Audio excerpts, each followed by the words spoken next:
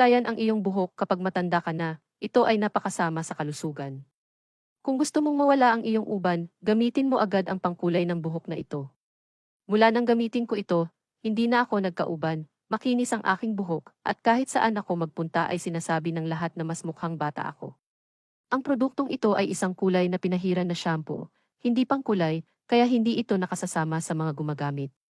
Gawa ito mula sa ginseng at berry soap, kaya kahit hugasan mo ito ng 1-0 beses, hindi ka matatakot na masira ang iyong buhok.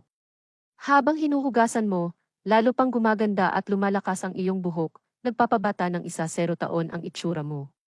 Hindi mo na kailangang pumunta sa butika, at hindi mo na kailangang mag-alala tungkol sa paggastos ng maraming pera.